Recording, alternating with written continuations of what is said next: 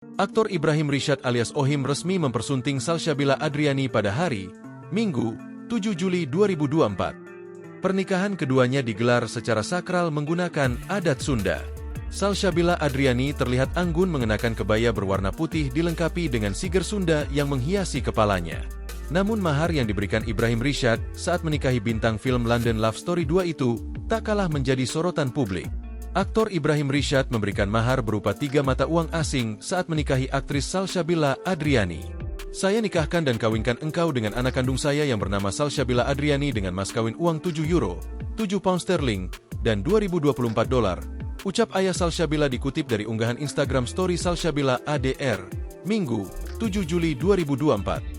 Lewat unggahan Instagram pribadinya, Salsabila Adriani juga mengabadikan momen bahagianya bersama Ibrahim Rishad. Aktris 23 tahun itu terlihat membagikan beberapa foto saat prosesi akad nikah digelar.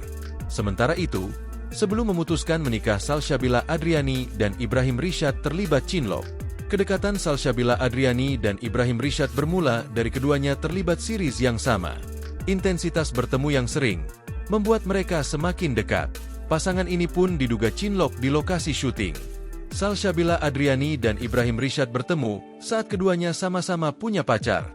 Download Tribun X sekarang, menghadirkan lokal menjadi Indonesia.